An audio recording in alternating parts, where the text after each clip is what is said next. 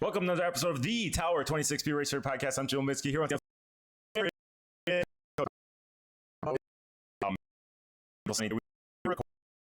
we get it's 9 a.m. 9:15 a.m. in California.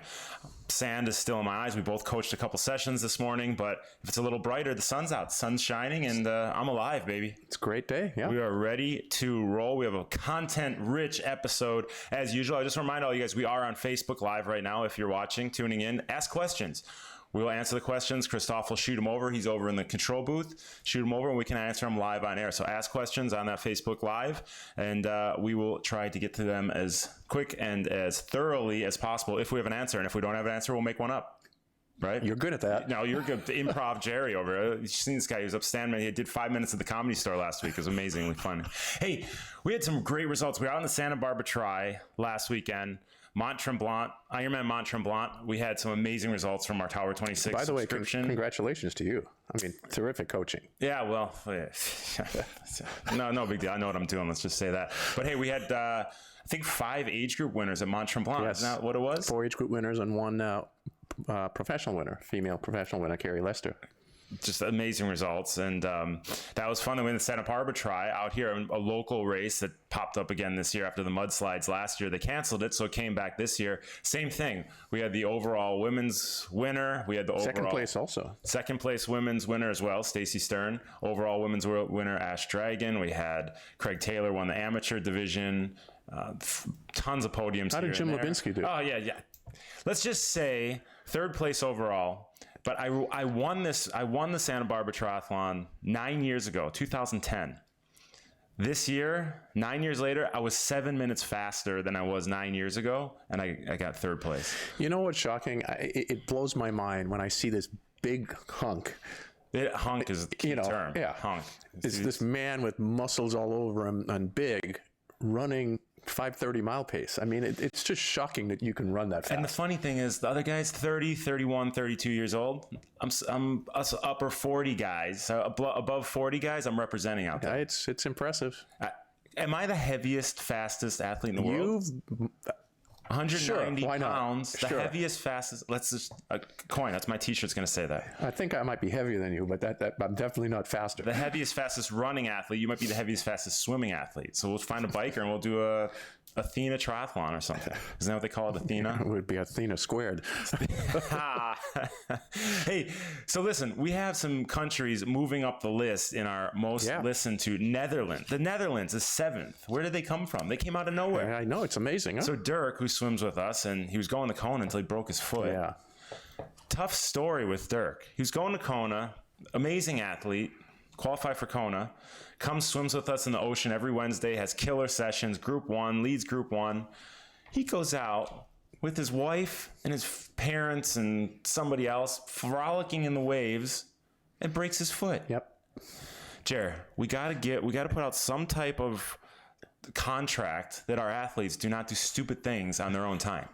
We put a lot of effort into these people. Yeah, well, Dirk was showing his stuff off, and it didn't work out so well. Showing off, exactly. Well, nonetheless, the Netherlands, thanks a lot for all you guys tuning in. We also have Switzerland, they're 9th. South Africa, you guys moved up to 10th. France and Ireland are moving into the top 10. Christophe, you got some pull with France over there? He must have something. Did you do something with those guys? Maybe Christelle, she's telling all of her friends. Some other countries that are moving up pretty quick: Kuwait, Aruba, Slovakia, some new countries on the list. Go ahead. I want to hear you say that. I don't even. Côte d'Ivoire. Côte d'Ivoire. Christophe? Faroe Islands. They're right off Denmark and Mozambique. So we got some new listeners out there. So thank you very much for tuning in.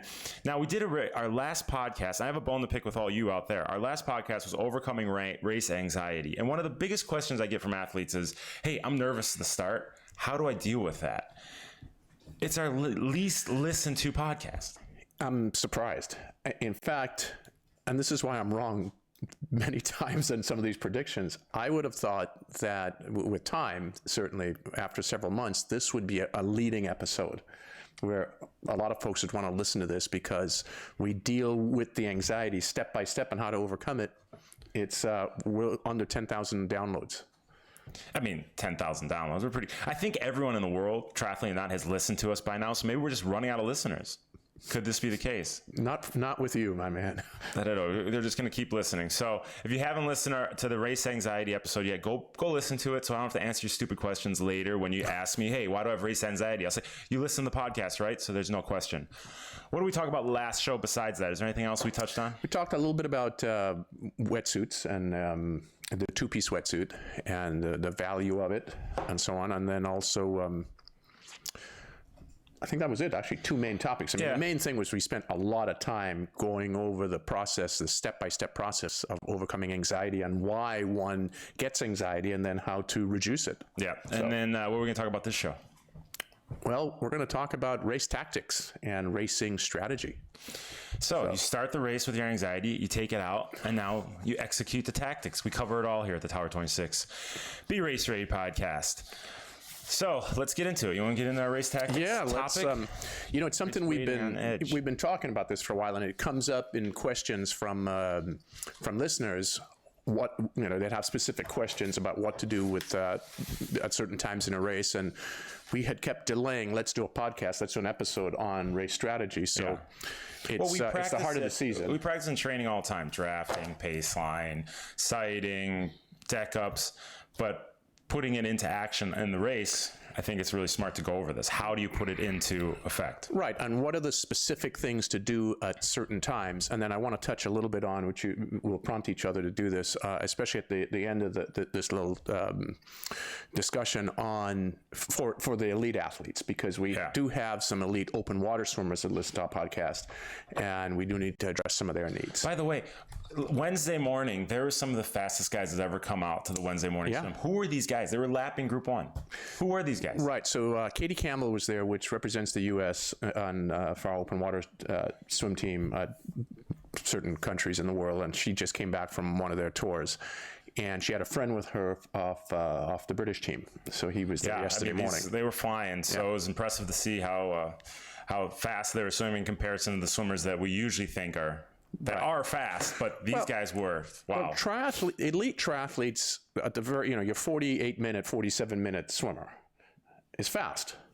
But when you put that swimmer next to a triathlete swim time next to a fast swimmer, it's another league. Yeah, no, that's for sure. But we have also been having a lot of other guests out there of all different ability levels. So it's not just level 1 guests coming in. I mean, we have level 1 through level 4 guests coming out every Wednesday, 6 a.m. Santa Monica. If you're in town, join us. In fact, a British couple came by yesterday, and they're heading off to Hawaii to do the Waikiki rough water swim this weekend. They said, hey, you have a couple swim caps we could take as, they asked me at practice on Tuesday, hey, you have a couple swim caps we could take as, what do you call it? Mementos, yeah. And I said, yeah, I'll bring them to the beach. Obviously, I get to the beach and I forgot them. So thanks to the swimmers who had grabbed their white swim caps. I said here, so they're using some practiced used swim caps in should have asked London. me. We had some extra ones. I like to find my resources. So let's get into some race strategies here. I know you always talk about the body length, the one body length rule. Can you expunge on that a little bit? The one body length rule is single-handedly the most important rule in open water racing that you need to adhere to if you want optimal performance. And here's what that means. Unlike riding and running, where you have constant data, meaning you have the opportunity to be observing your environment constantly. Mm-hmm. Right. Your eyes are open and you're always looking around. Whereas in swimming, 2/3 of the time or more, you're not seeing anything other than the water or the bottom of the ocean or the lake. Yep. You only have a small glimpse of time to actually get some information as to what's going on in the race. Therefore, what we need to do if you want to optimize your performance, anytime you're in a pack, and it doesn't matter what pack you're in, the first pack, the second pack, the third pack, wherever you're at, the optimal position to be in that pack is one body length off the leader. Never 2, never 3, never 4, never 5. Anything less than one body length, you are increasing the risk of lesser performance. And here's what that means. Let's make some assumptions. You have a pack of 15 people, okay? And it's maybe 3 or 4 rows deep. So 3 or 4 body lengths back, you have 3 people out front, another 2 or 3 people, and it's a group stuck together, and you're in the fourth channel or the fourth line of folks, okay? In fact, you're one of those people back there somewhere. Aren't you in that photo somewhere? Somewhere there. So you're, yeah. One of the most beautiful stroke. Yeah. I can pick you out. So you're in that fourth row. Let's say someone at the front, and you want to optimize performance. You want to make sure that you're with that pack, or there's somebody in that pack that's your target athlete, and you don't want them to swim faster than you. You want to be at least as fast as they are. Or in this case, if it's an open water race, you're trying to win, okay? You're 4 body lengths back.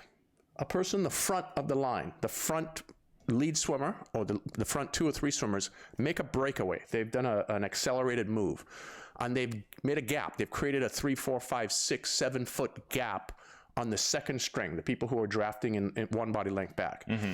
Because you're 4 body lengths back in row 4, it may take several seconds to as much as 30 seconds at times for you to even recognize a breakaway occurred.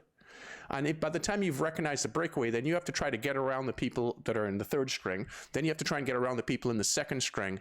And then the gap's gotten wider, and that person or group has broken away. So the risk is super high if you're any position further back or less than 1 body length off the leader. And we see this at the elite level of racing all the time. In fact, this is a rule that I created when I raced, because I realized every time I lost, I was more than 1 body length off. And when I was at the lead or 1 body length off, my opportunity for success was super high. So it's the optimal position. And that goes, I mean, if you ever watch Tour de France, you always see the main contenders, they're never far back in the pack. They're always right in the front, just for that very reason. They can react to any surges, anything like that. And you have more of an opportunity in running or in riding, because you can, the acceleration in riding, for instance, you can go from riding 30 miles an hour, okay, to 40 miles an hour pretty quickly. Okay, you could actually make that 30% increase. There is no 30% increase in swimming. It's so marginal. It's 2% or 3% increase. Yeah. So you can't close gaps that quickly. That's why you don't want to be more than 1 body length off the leader. And in fact, we have athletes at our super elite level in our national team, USA Swimming national team and Olympic team, that have lost races by not adhering to that rule. 1 body length rule. Remember it. Yep. So this is a good one that I'm going to bring up here. When I'm drafting off someone and that person in front of me is swimming crooked, do I stay on their feet or should I stay on the line of the buoys? This is such a great question. Very, very common question. And there's no easy answer to this one. So we have to make some assumptions. If you are pressed, meaning you are drafting off of them and you've adhered to the rule, you're 1 body length back. Length, for sure. And you're on their feet, but you are pressed. You're just barely hanging on. You are maxed out. You can't go any faster, right? But you're in that sweet spot. You're in the draft. It's working well for you, but you can't go any faster. If that person swims crooked, you swim crooked. Because if you try to then hold a straight line and you got out of their draft, you're going to go slower. You're going to get back to your normal pace. You're able to swim a little bit faster because you're in the draft. So if you're fully pressed, you swim crooked. If you have more in you and you think you can swim 5-10% faster perhaps, you might want to consider swimming the straight line. But this is where experience comes in. Where's the next buoy turn? How much to the finish? All of these types of considerations come into play in making that decision that you're asking. But it's a great question. But general rule of thumb, if I had to pick one, swim crooked. Swim crooked, all right. Stay on their feet. Got it. Now, I had this yesterday. We were at the open water swim. Hillary was being a pain in my butt, swimming right on my hip. Every time I brought through my left hand stroke, she'd hit my hand, hit my watch. It was just annoying the heck out of me. How do I drop an athlete that's swimming right next to me? Well, so that happens, and that's a smart position for Hillary to be in, or anybody to get in. If you could get right on the hip in the pocket of somebody, it's a great drafting position. So you want to do a couple of things. You want to make a surge, so you can get that person on your feet if possible, right? Would be one way to handle that. You want to swim slightly away from them if you can, because the person who's sitting on your hip is getting a tremendous draft benefit, right? Yeah. But it's also sucking you back a bit also. Yeah. Additionally, so you want to get them either on your feet or you try to make a break to eliminate that from happening. After you've made a few tries at that, and especially if they are so close to you that they're creating contact with you and you've tried a few times, then it's time to take a little bit of action into your hands, and that is just Yeah. move them aside. Yeah. Just little gentle nudge aside and takes care of business. I was actually swimming. We were swimming the warm-up loop. Sorry to keep bringing up Wednesday, but a lot happened last Wednesday, I guess. I didn't realize it. But swimming the warm-up loop, and there's a guy swimming. I mean, he was swimming so crooked, I've never seen it before. So what I did, I swam over the top of him, and I pushed his hips, got him right back on course. Yep. And because of that, like, he did not end up in China. I thought he was going to go to China, and he was going so crooked. Now, you've dropped the person. They went back to your feet. Now you're tired of them having that on your feet. How do you get someone off your feet if you're getting annoyed by that person? Well, off the feet, or even in this case, if someone's swimming right next to you, so you're mano y mano, right next to one another. Did I say that correctly, Christoph? Mano y mano? Yeah, sort of. Yeah. I believe that's a French term. Is that French? It's in Spanish. Yeah. Well, you're next to each other. Either way, we're speaking all languages here. Yeah. And you want to drop the person next to you. You want to get away from them. What do? You have to, I call it the lull technique, L-U-L-L. You have to lull somebody into sort of not paying attention to you. So they're swimming right next to you, shoulder to shoulder. You would then start creating a little bit of separation. And this may take 30 seconds to a minute to do. You start creating a little bit of separation, a foot away, 2 feet away, 3 feet away, 6 feet away. And when you get to about 8 or 10 feet away, so you create enough breath between you and that person, but you're still swimming at the same speed. Once you've created that breath, then you hit an insane acceleration.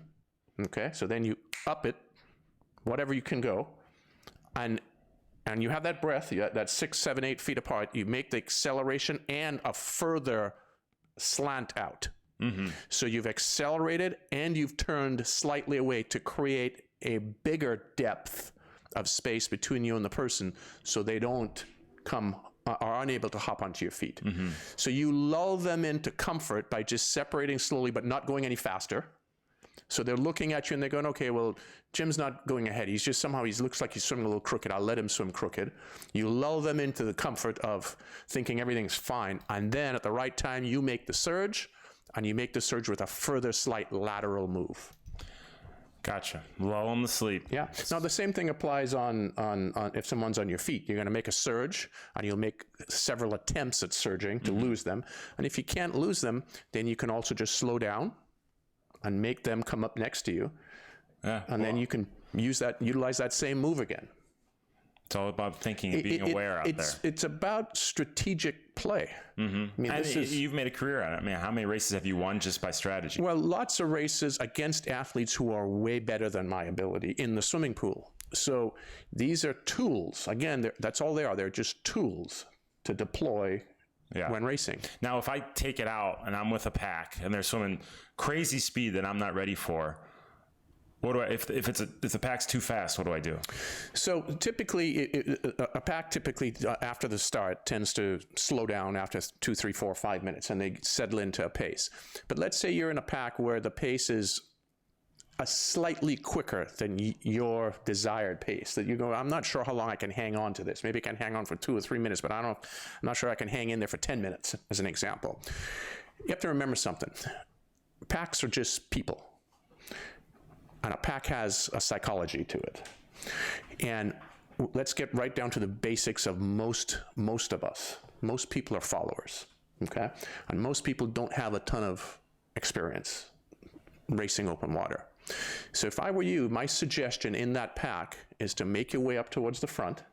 Yes, you're gonna have to work really hard and get all the way up to the pole position and then slow the pack down. Because if you're at the front and you start going slow, the person behind you has to slow down, and the person behind has to slow down, and so on. And what you've then done is slightly slowed the entire pace of the pack. And until somebody else in the pack decides to come around you, the pack's just going to sit there with its new psychology of slightly slower racing. It's something I've done many, many times in racing when the heat was super high, and it was either I'm going to get dropped or I got to try to do something to change the dynamics of this pack. So you set the tone. You become a leader. Go to the front if you can and just slow it down slightly. And it doesn't mean you go to the front, you just shut it off. Yeah. You go to the front, you just ease back slightly. Mm-hmm. So now if I'm in that pack and I make it and I'm in the middle and I'm getting crushed by people on my right, people on my left, people on my feet, and I'm getting uncomfortable. How do you get out of that? What do you do? Christoph, this is a great time to roll. We have a little video here to show. And if you're caught boxed in a pack where there's somebody to your right, there's somebody to your left, and there's somebody behind you, okay? You're the person in the middle. So you have one person on the right, one person on the left, and somebody in the middle. It's called a rollover move. And it's something there in the video that I think we should be showing right now that's looping over, where you slide yourself right to about the person's hip or mid-back, and then you just do a sort of a backstroke rollover, and you get right to the other side of them. So you've now move from the center position, which is the boxed in position, all the way over to either the right side or left side, whatever position you chose.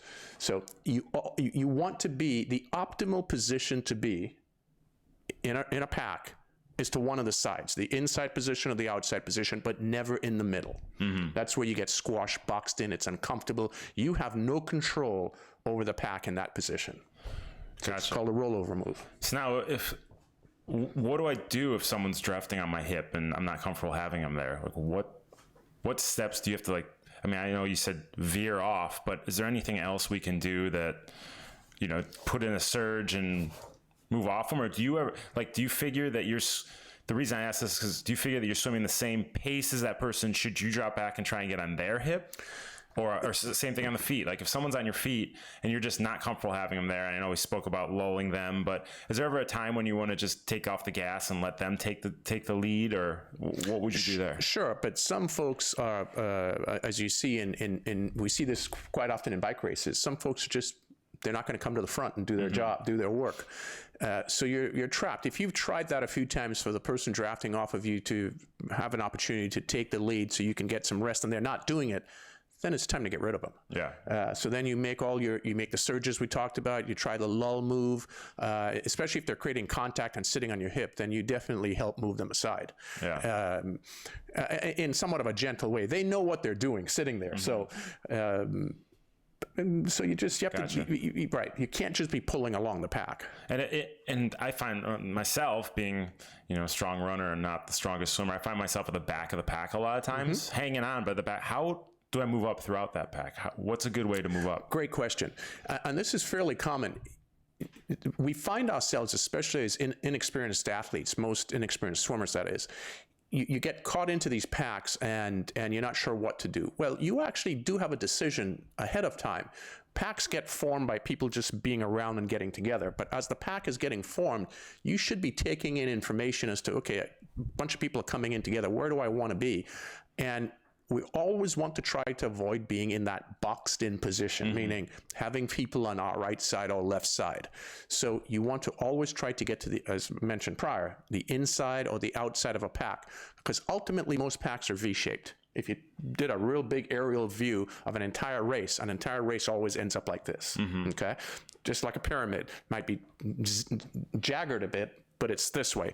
So that's an entire race. Now let's take a pack. A pack is just a mini race. So you're still going to have a V to it. You want to be the person on the right inside or the left outside trying to climb up the pack one person at a time. So you'd accelerate, you'd climb up on somebody's hip, then you'd get shoulder, breath next to him, and then you'd sit there and you'd rest for a bit. And then you'd make the next surge up to the next person. And then you'd sit there and rest for a bit because you've made a surge, and it takes quite a while to make up a body length on somebody. It's not like in biking, right? Yeah. It can take it's not 20, right away. You're no, right. it could take 25, 30, 40, 50 meters, and you've surged, and then you need to sit and rest. And then you surge again. So you make that climbing up the outside of the pack. It can't be done in the middle of the pack. We talk about surging. How do I surge? Like, what's the key to surging? Well, it's a great question. All of these things we're talking about, to be able to have the tools to do this, you have to be able to practice, not have to. You would have practiced these in your training sessions. If you haven't built in varying speeds in training sessions like we do at every workout, on our subscription plan, obviously, at 70% efforts, 80% efforts, 90% efforts, all-out efforts. If you haven't learned to have those gears, you don't have a surge ability. So that has to be built into your training sessions ahead of time. I couldn't have said it. I mean, that's like, the thing is about all of this is it doesn't make a difference if you're level 1 to level 4 Does not matter. coaching.tower26.com. we're going to race this race. You don't just want to get in the water and say, I just want to get through the water and then I'll bike and run. You can race the swim just as you do race the bike, just as you race the run. But I think a lot of athletes, especially the level 2, 3, 4 athletes, don't realize, hey, the swim's a race also. Let's put these tactics to play. You can have fun with it. That's the whole thing. How many times you go into the swim portion and you just realize, I'm not a good swimmer, and you're sort of in that negative headspace. Why not have some fun with it? Deploy some, especially if you're been trained really well at the different effort levels. Let's deploy some tactics. It doesn't matter the level. I'm going to give you an example. I was in a race many years ago. Went back to Trinidad where I grew up to do an open water race that I won many times, and it was, I've been 10 or 15 years out of college, and they invited me back. And smartly, the coach of these kids said, "This guy's won the race before. He's old. He's not fast anymore, but he's experienced. Just sit on his feet, draft him the entire race, and then take him at the end." Pretty simple tactic, and that makes all the sense in the world. And I tried everything. I tried the lull to lull them to sleep. I tried the surge because they're just sitting on my feet. And finally, after 3 or 4 different tactics, nothing worked. And finally, I came up with a new move. I called it the circle move. Have I told you about this? I swam an entire circle, a 360 move, and I ended up behind these athletes. There were 3 of them. I ended up being right behind them. I did a full circle. And then when they realized there was nobody there, they stopped. By the time they stopped, they looked around, and then they looked behind them, and I was sitting back there. I put my goggles up in my head at that point, and then we both locked eyes, looked at each other, and I said, "So what are you going to do now?" And they looked at each other, and then they started going, because no one wants to stop in a race. It doesn't feel like it's something you should do. I shouldn't stop. So they kept swimming. I became the person on their feet. Oh, that's great. And then I went around at the end. I don't like the circle move name, though. You got to name it like the dog's tail or something like that. We can come up with a little more inventive than that. You can come up with the names. But the point is, these are all tactical moves that we can deploy in races at any level. It doesn't have to be just at the elite end. This could be in level 2, level 3, level 4. This could be for the hour and 40-minute Ironman athlete. Yeah. Now, when we're talking about elite level racing and you're getting to that finish, how do you set up for a strong finish? Well, there's a race that Christophe is going to show here that I commentated at many years ago. This is about 9 or 10 years ago. And this is I believe it was the USA National Championship 10K race. And you'll see 6 guys lined up here swimming side by side. And we got about a minute clip of this. And all of these guys are all super elite athletes. I mean, these are your 15-minute mile swimmers, okay? And what you notice here on this clip, there's a guy on the far left side that made a surge, and he did the right thing. He pulled off to the left slightly to make a little gap or a little space between him and the guy right next to him, and then he made his surge. The mistake he made was he started kicking too soon. He threw his legs in a little too soon into the race, where it cost him, high heart rate cost. And the guy that was next to him waited just a little bit longer. But the point is, it's a surge. They all increase cadence rates. In fact, if you did a check on these guys, you'll see that the slowest of the 6 guys, the slowest cadence rate of the 6 is 90 strokes a minute. All the others were 100 to 110 strokes a minute. It's the final 100 meters of the race. They're all swimming 50-second 100-yard speed or 57-second 100-meter speed at the end of a 10-kilometer or 2-hour race. But 6 aside, 1 next to each other lined up. It's amazing that this happens. But to optimize performance, those guys in the middle, it's not the ideal spot to be. They should have been thinking ahead where to place themselves. So if you notice, the guys in the middle didn't win. The winner came from, in this case, the far left side. He was the second closest to the outside position. He also didn't have optimal position. But if we look at this clip one more time, we'll notice that when the guy on the far left, Chip Peterson, made his surge, he moved over slightly to the left. And as he moved over to the left, his legs were turned on. The other guy moved over with him, slowed a bit. And then you'll notice coming in towards the finish, the guy who ends up winning, he then creates some lateral distance from Chip, the guy who made the first surge, lateral distance so Chip couldn't move over to hop on him to draft. So this is all the psychology of racing and proper positioning and so on, and then knowing from experience when to turn on the sprint, because we've seen this in the Tour de France all the time. Sometimes guys turn on the sprint a little too soon before the finish. In this case, this is what the guy did here. He turned on his legs too soon, and legs are a high cost. Okay, so we need to know when you can turn those on. Well, that's what I was going to say. How much kicking do you need to use at the end of the race? Well, at the elite level, it's going to be high. In triathlon, it's going to be low. But at the elite level in open water racing, you would have trained and have a pretty good kick for your sprint. So those guys can all swim fast in the last 100 meters. So for triathlon specific, Ironman, half Ironman, how soon should you turn on the kick at the end of a race? Or no, I mean, well, what do you think? I mean, I don't think it's necessary. No, it's not. You see a lot of less experienced coaches say, "Yeah, turn on the kick 50 meters out to get the legs working," but it's like you got 112 miles to get the legs working. Well, also you've been swimming for 50, 60, 70, 80 minutes. You have a circulatory system, blood's moving around. You're fine. Yeah. So there's no need in triathlon to turn on the kick and have some surge, unless of course you're racing for a preem. Right? Some races have $500 preems, $1,000 preems, and you would need to if you want to try and win the swim segment. But easy answer is it's not necessary. It's not in swimming, but at the elite level, it's all about the setup for the finish. So one thing we were talking about was Santa Barbara Tri, the last 80 meters. You're standing there right on the beach watching the last 80 meters. We were talking about buoy turns. What's your take on buoy turns? It's the interesting thing. This is more to do with at that race, you turned and there was about 80 meters to finish the race.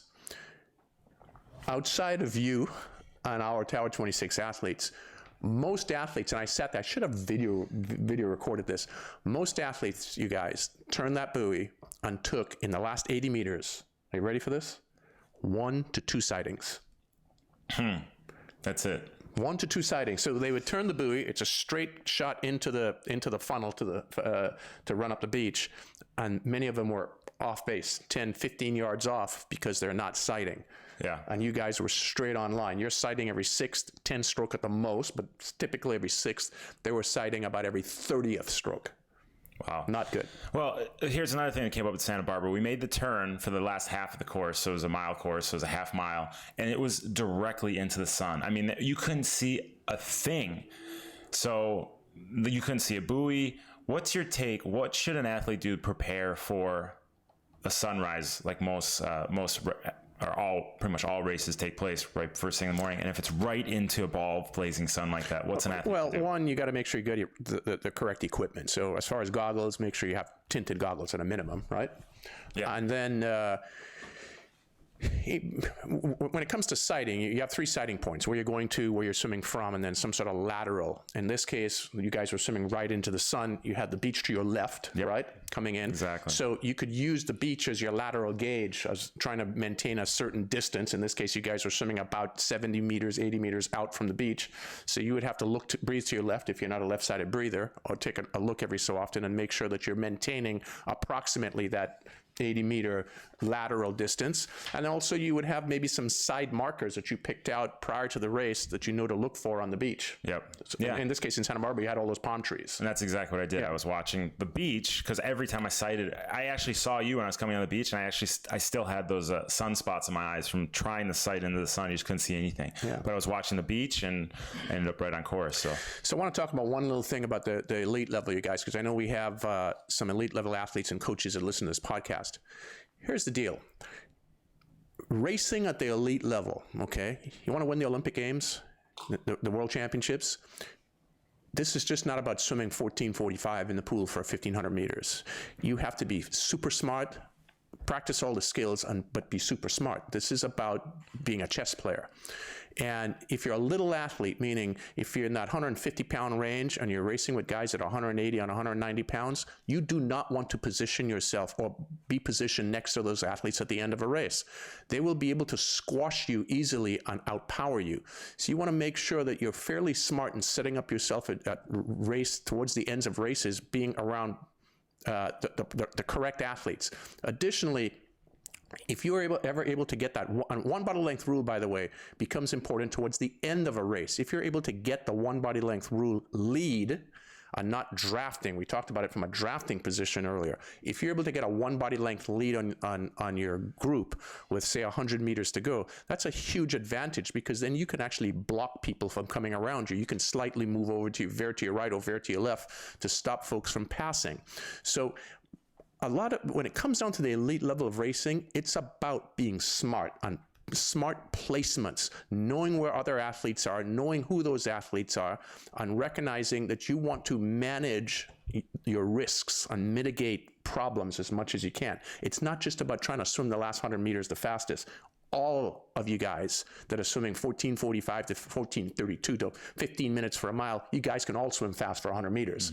But it's not just about who can swim fast. You got to have a fair amount of smarts here and how to set yourself up properly for the finish. In fact, I just spent a few minutes yesterday watching the Olympic 2016 Rio Olympics, and it's fascinating to watch the last 2 or 3 minutes of that race and what occurred and how it occurred, and just the craziness of at one time there were 8 guys abreast, side by side, and the smallest guy of the 8 being in the dead center of the pack, worst place. Of course, he didn't win, didn't get a silver, didn't get a bronze. So practice tactics are specific to you and your strengths and weaknesses. Yes, you want to always exploit somebody's weaknesses while enhancing your strengths and trying to cover your pimples. Love it. I'm still covering my pimples. I'm 40 years old. You think you'd grow out of the pimple stage? Do you ever grow out of it? Every so often they pop up. Possible. I don't understand it. I'm happy when they pop up in my age. I was 16, I was like, I can't wait till I'm 40 when I have no more zits. I have zits all over the place. So thanks for bringing that up. It's a sore subject in my household. Hey, let's get to the workout of the episode. Go to coaching.tower26.com for the details. Get some video there and a lot of good commentary on this specific workout. Coaching.tower26.com. What's the workout today, Jerry? So very specific workout. In fact, we missed this because this workout was given last week and we were at the race. So our coaches, Jessica and Cindy, delivered this workout for us. But it's very, very race specific. So, of course, all of our workouts, the details of the workout will be on the website, as Jim said. But here's the nutshell of it. There are always stretch cords before our workout. Then after that, we went into our race warm-up that we've talked about on the prior podcast. We have 3 5-minute swims, and we've designated how to do those, or laid out how to do those swims in a prior podcast. After you finished those, we had 2 main sets. The first main set was about 10 or 12 minutes, of deck-ups, where you would dive in, you'd swim 100, you'd sight 1 or 2 times per 25, so that's 4 to 8 times per 100. You'd deck up, and then you'd run for about 10 seconds, and then you'd dive back in, and then you'd increase your effort each 100. So it's a progressive effort till you get to about 85% by your last 100. But you're always decking up, you're always diving in, and you're always sighting with high frequency, and then you have some running built in. So all very specific skills required for your race dynamics. Then here's the main set. The main set mimics the first 6 minutes of a race. Several 50s of high intensity, okay, with 3 to 5 seconds rest only. Then you went into, and that had a high frequency of sighting. Then you went into about a 3 to 4 minute, 80 to 85% effort upper aerobic swim with 1 sighting per 25, I believe we did those. And then after that, you took 10 seconds rest only, and then you went into a very, very fast 50 at 90 to 95% effort. The first 2 or 3 50s represents race takeout speed. The 3 or 4 minutes represents the settle-in speed right after you take out your race. And then at some point, typically what occurs, and we've talked about this in prior podcasts, you've either made a pack or you've just missed a pack, or perhaps you've broken away from a pack and there's another pack ahead of you and you have to make a surge. So that 50 fast is thrown in there so you can practice a surge. After only 4 or 5 minutes of racing, already in reasonable fatigue and at high output levels, if you want optimal performance. Yeah, we got to practice. And then we did a little recovery after that for several minutes, and then we repeated that set 3 cycles through. I like to have athletes, when they're doing a set like this, visualize the race, not just go swim in the pool and say, oh, whatever. Like, stop, think, this is going to feel like on race day. Visualize you being in a lake, the next race you're going to do. Thank you for saying that's exactly where I was going. Before we did each one of these, before we had we took a couple of minutes to sit there and visualize what it's going to be like at the start of the race. So you get that feeling, sort of the little race butterflies, what I call the little bit of nervous energy that's good to have. And then visualize what it's going to feel like those first 100 meters, 150 meters, and then the 3 or 4 minutes after, and then the surge. Really feel that first, get ready for it, and then we hit the main set. There you go. Go execute that one. Let us know how it goes. Write us contact@tower26.com. But sign up for the subscription program. You get all these race-ready workouts. Coaching.tower26.com.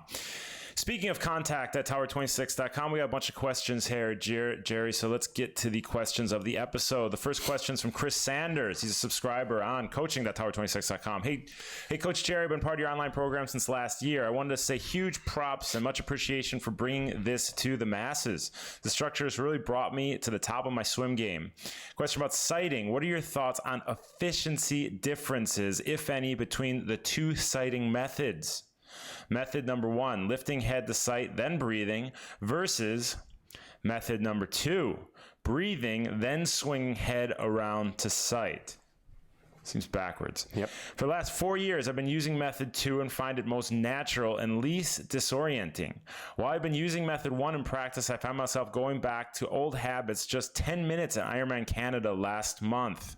I had a hard time finding buoys coming out of the turns and found method 2 gave me the most confidence in swimming straight.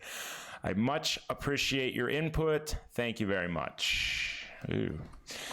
Well, we spoke about this off air, yes, and we related it to a little known movie called Days of Thunder. Do you remember this movie? I remember this movie. Jerry Bruckheimer produced it. Tom Cruise, good one call, of his best. Don Simpson was the producer also. Bruckheimer's Don Simpson. Yeah, and was it not William Dafoe? It's the coach's name. Oh, the other actor. I just was thinking about it on the way in here. It'll come to you. It'll come to me. But amazing movie. One of my favorite. My buddy actually liked Days of Thunder so much he named his kid Cole, because the main character, Cruz, is named Cole Trickle. Yep. What a great flick. If you haven't seen it, go watch Days of Thunder. It's a great movie. It 1,000 times. One of my athletes I coach, I told him, hey, I watched we're going to talk about Days of Thunder tomorrow. He said, oh, that movie stinks. It's like, fired him. I fired him on the spot. I said, I cannot coach you as an athlete anymore. Robert Duvall. Yes. So there's a scene when Robert Duvall is sitting in the bleachers with Tom Cruise, Cole Trickle, and he says, all right, we're having a problem with burning up tires. If you want to win, you can't burn as many tires. So what you're going to do is you're going to roll 50 laps your way, and then you're going to do 50 laps my way. And we're going to see who comes out on top. So we got to use this with Chris, Jer. You got to call Chris up and say, you know what? We're going to do a time trial where you're going to swim all the way, sighting your way, and then we're going to do time trial swimming all the way, sighting my way. And we're going to see what comes out faster. If it's anything like the movie, it's 6 seconds faster. Chris, here's the deal. I think you want an answer. You want the answer that you want to hear, which is the way you've been doing it, okay? And whatever we do in life, we have some comfort to it, especially once it's a skill. And in this case, your skill, the skill set you've developed is to breathe and then sight. It's a very clumsy and non-fluid way of sighting, but it is used. Not by very many people, but it is used. It is slower. It's like burning up tires in Days of Thunder, to your point. But you've become adapted to it after using a skill for 4 years. You've only been trying this new skill for a couple of months, and you haven't adapted well to it. With proper training and adaptation, the new skill of lift, look, and breathe, it's way more fluid, and it's ultimately much faster. You're just not there yet. So you can listen to Robert Duvall, or you can be like Cole. Is that cool? Cole Trickle, yeah. Cole Trickle. There you go. Who is a very good driver, but raw without skill. So I would suggest putting some time in and getting through this over the next several months. And it may take you an entire season to build that skill out till you're very, very familiar with it. But it is faster. You know what we should do? We should recreate the right before the credits roll of that movie. It's maybe the best scene rolling into a credits ever. And I think you and I can recreate this scene. So go watch the movie, and then we'll It's about 23, just Chris, in case you don't want to watch, it's about 23 minutes in or something like that, I think. I don't know what that is, but I'm talking about the credit roll scene. Me and you would do this perfectly. So go watch it. It's great. Next question's from Gary of the UK. Hey, Jerry, Jim, I'm an avid listener to the podcast and listened back to it many times and learned an awful lot. Some races now have starts that are off pontoons or where you do a lap, get out, and dive back in, ITU style. The problem is that the goggles we wear for open water are not designed for diving. And of course, many of us don't have a diving skill. What advice do you have for how to best enter the water, be ready to immediately swim off with minimal anxiety? All right, Gary from the UK, thanks for your question. You missed out one key word in reading that question. He says, the problem that the goggles we all wear. We all, gotcha. Here's the deal, Gary. There's no all in that. In fact, most people that we coach don't wear what I think the goggles are that you're wearing, because in fact, we don't have athletes with problems with diving, and now we do practice lots of diving. So I suspect a couple of things. One, you don't do a lot of practice of diving, so goggles not to come off. So you need to practice it. And in fact, when you're doing a dive in, make sure you just tuck your chin down. You need to fasten up the goggles slightly more, but you tuck the chin. That's number one. Number two, your goggles are perhaps too high profile, meaning the depth from the eye to the goggle is too far out. It's more like a mask. Those are going to come off almost every single time. So they are, many of the goggles, if not most of the goggles made for triathlon are diveable. In fact, every ITU race they're diving in. Yeah, you got to cinch them up a little bit too. Yeah. Make sure they're not too loose on the head. So it's practice, Gary. And so we all use, that's not the case. Yeah, just practice it and... Yeah. Eventually you get it down. Yeah. Next question is from Matt Umhofer from Los Angeles. Hey, gentlemen, I can't quite express how much I appreciate what you guys have done for my swimming over the past year and a half. Actually, you know what? I actually do cut words out every so often. So thanks for calling me out on that. Appreciate you. Right, yeah. I appreciate you. Thank you. I don't tell you that enough. I appreciate you. Oh, thank you. Thank you. So I feel so much more confident and powerful in the water. Christoph's crying over here. So, Matt, thanks a lot for that. He feels more powerful in the water. He's still slow, but he's getting faster. Every other sport I've done has had this heavy focus on hips. And while there's a lot out there on the interweb about hips and swimming, I don't hear you guys talk much about hips and drawing power from the hip rotation. I wonder whether there's something to be gained from focusing on the hips, and if so, what might that be, and how might one go about it? Matt, thanks. Thanks for being a member of our program and for sending in your question. This is an awesome question that Jim deserves a dedicated podcast on this topic. Mm-hmm. It is, we don't talk about it quite a bit because it can be a complicated topic, because it has been a complicated topic in the past from prior teachings to triathletes about what to do with hip rotation. So let's dedicate a podcast to this. But let me give you a quick little summary. There is some hip rotation. It's small. It's no more than 30 degrees to the right side and or to the left side. And that's about it. That's it, but let's schedule that one. Pam Goodley of Sacramento. Pam, you writes, hey, Jerry, I've listened to your opinion regarding the plethora of coaching certifications, triathlon related, which a person can obtain without having years of experience and a deep knowledge of the sport. I think he said something like a 5-year-old could get this certification, but that doesn't make them the most qualified or capable of coaching. I agree. People love to see credentials. There will be a United States Masters Swimming Coach 1 and 2 class in December, 10 minutes from my home. I'm actually not sure what to do with this certification, but as I look ahead to part-time work in my retirement, maybe within 2 to 4 years, I've considered having this in my back pocket, but if spending the time and money isn't really a value, I'll pass. What are this coach's thoughts regarding the United States Masters Swimming certification? The same weekend will be the level 1 and 2 offered. They will have the adult learn to swim and swim instructor course, and I'm likely taking that one also. Is this the application? Pam would be a great coach. I think she should get it and come coach for us. Be great. It's a great idea. Yeah, there you go. I think she had that idea all along, and this is just like hinting, hey, I'm getting certified. Let me come coach with you guys. Well, Pam, if that's the case, get in touch with Jim. Love it. Pam, thanks for the question. So let me clarify. I think what I said, a 5-year-old, I think it was a 12-year-old at least, because I believe my son was 12 when I went to one of those courses. And what I didn't particularly care about those courses, just to restate it, is that you can go to a 2-day course on a Monday, 2-day weekend course on a Monday morning. You're a certified coach and be able to coach a workout. So that there's something about that process that has never sat right with me. But for your specific question, here's my answer in sort of a simplistic way. Education is good. Experience is golden. Okay.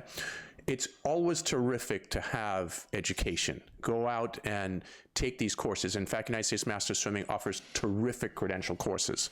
The coaches are outstanding. It's just a great program. So I think it's valuable to do it from an educational perspective. But the experience of then taking that education and applying it directly and being able to coach side by side with some fellow coaches and actually learning how to implement the education is what's golden. So that's the experience portion of it. Yeah, you have to get the certification and then act on it and take it slow and build that wealth of knowledge by putting the use on deck. So get the certification, but then put it to use.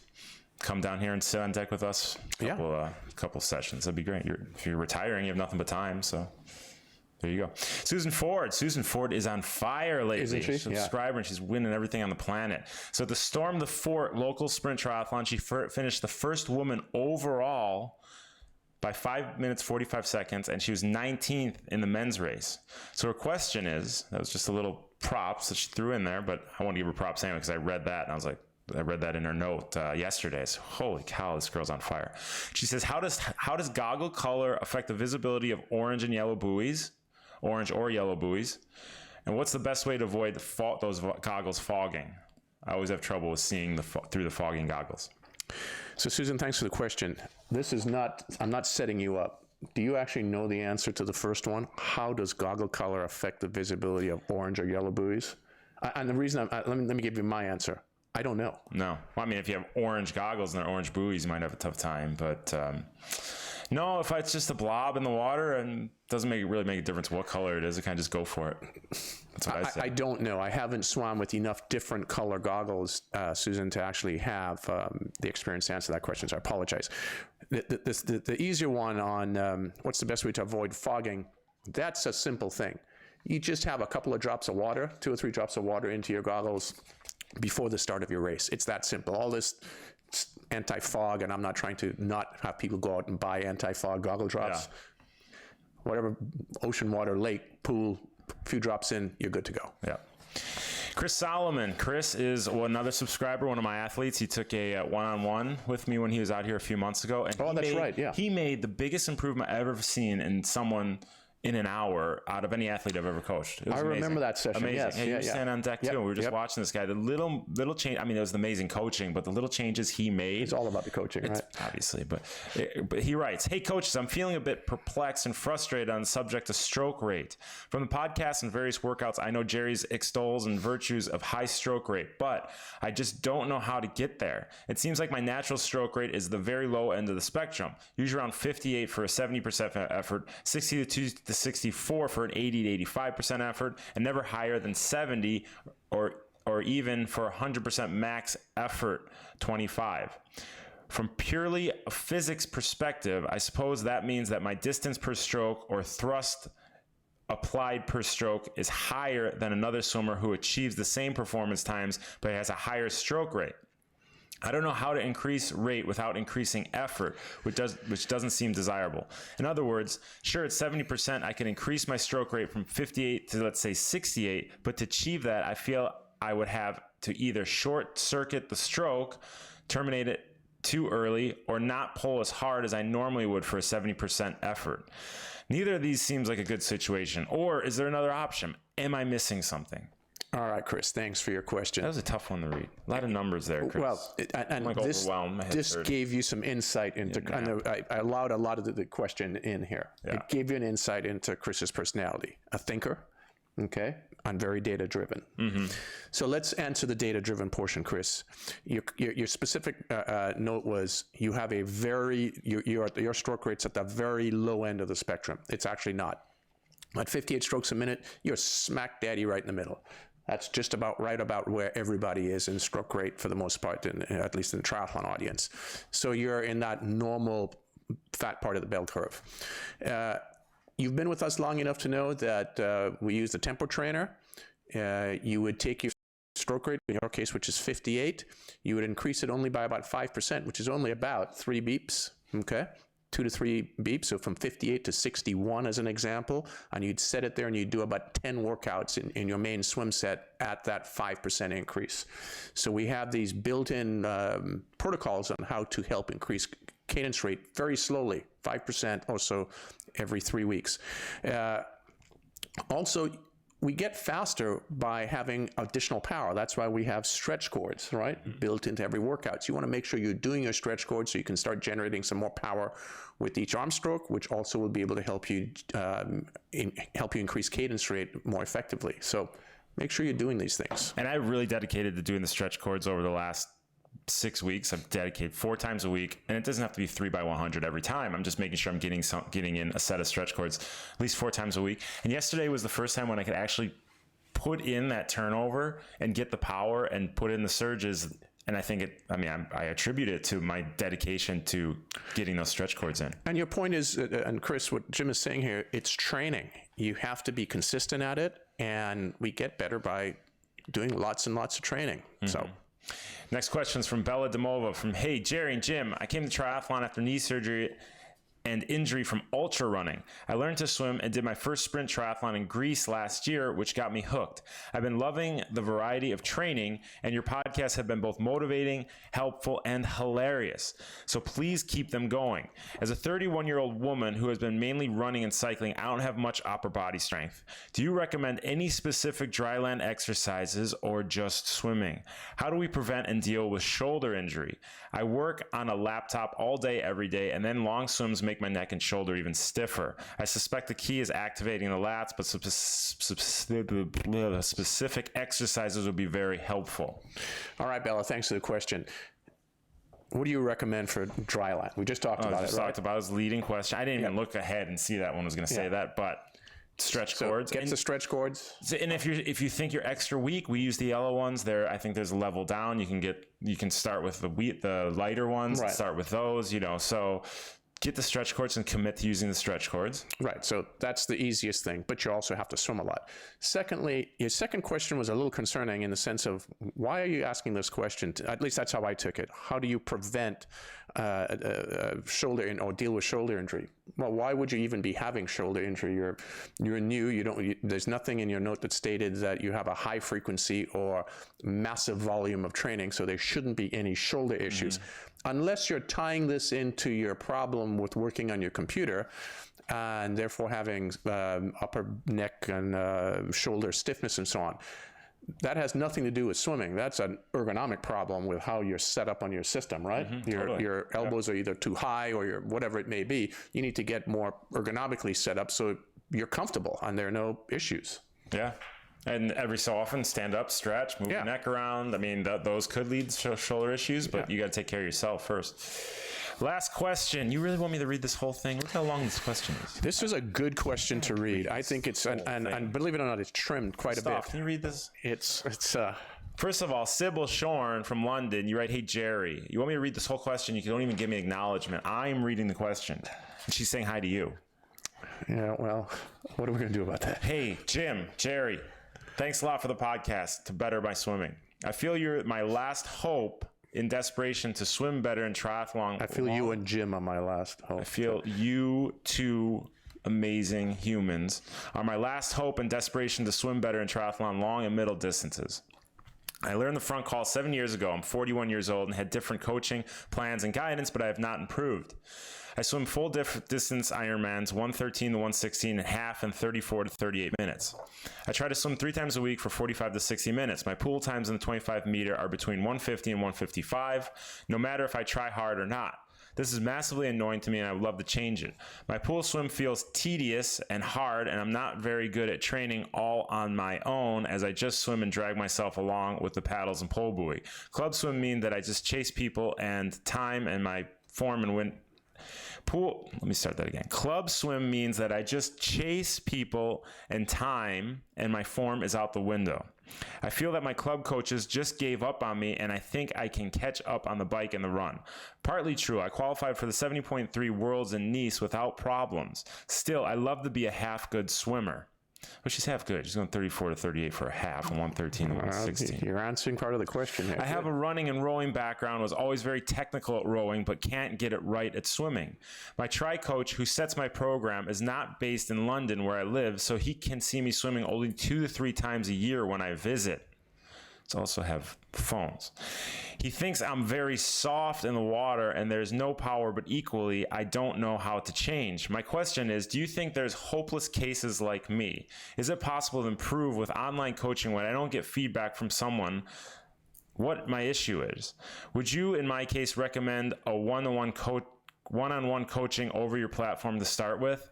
I also feel like got so much different feedback from different people that last year that I don't know where to start and what to change. But having read through all your pages, I feel I want to give this a try, one last try before giving up and moving to duathlon. Wow, she's hard on herself. Sybil, you're too hard on yourself. Great observation here. Man. Sybil, here's the deal with this. Let me specifically get to your two questions. Are you hopeless? The answer is absolutely no. And now let's back up to how good you are. 113 to 116 with no background. This is very fast for an Ironman swim. 41-year-old female, 34 minutes for half Ironman swims. You are a good athlete to begin with. So it made me go search out your name and look at your results on your biking and running. You are a very good athlete. Here's the problem. Jim, you identified it. I underlined a lot of these things, and I want you to specifically pay attention to these words. Not improved, feel tedious, hard, not very good at my own. I drag myself. I just chase people. They've given up on me. I want to be, could I be half good? These are very negative ways you framed a lot of what's going on here. And I think we need to get you to have a complete lens shift, right? Yep. An attitude change on swimming and about perhaps yourself in general. That's a little harsh. Yeah. But we need a whole mental shift here. Why frame this as I'm chasing people around in the pool in a workout? How about great comradeship? I love being with these folks. They help motivate me and push me. That would be the positive way of framing it, okay? So we can take your first homework assignment is to take the letter you sent in to us and reframe it in positive tone. And then get back with that group. I'm going to answer the second part to your question. Should you join us? Sure, you can join our program, but you're still going to bring that negative stuff into our program. So if you join us, great. But in conjunction with joining us, go back to your group that you're swimming with and reshift your lens. You're going to make improvements. You are that good of an athlete. Yeah, I mean, you look at these results, you know you can do pretty much, you set your mind on it and you positively reinforce, get the time in, you're going to make the gains. So this Sybil is a good athlete. Yeah, oh yeah. So a little reframing, positive outlook. Yeah, you want to see a crappy athlete. I'll show you plenty of crappy athletes. You're not one of them. No, definitely not. There you go. So that's the questions. Remember, contact@tower26.com. Sybil, go sign up coaching@tower26.com. Jerry, next show, what do we got planned? Well, we got a couple of things, believe it or not, and I've refused in the past to commit because we haven't been as consistent, although now we've stuck to a once-a-month program, which I'd like to increase frequency again. But we've got two shows lined up for you. One, we need to do something on nutrition.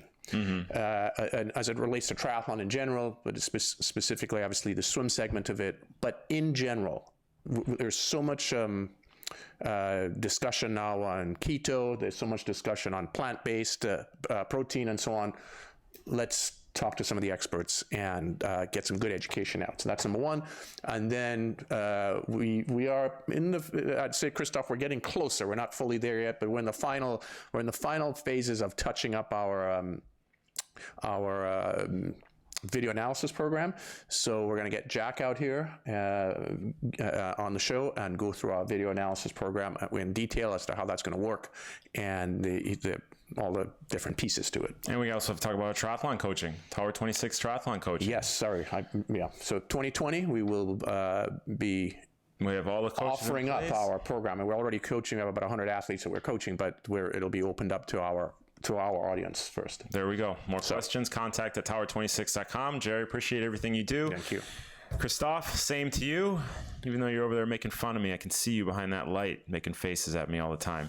Appreciate what you guys do. Good times. Go to coaching.tower coaching.tower26.com. We will never do it this early again. I'm not awake yet. Coaching.tower26.com to subscribe, sign up, and check out all the workouts there. We'll see you guys Ironman Wisconsin. I'll be there next week. We have a bunch of subscribers going, some athletes from our location-based program. So look out for some notes.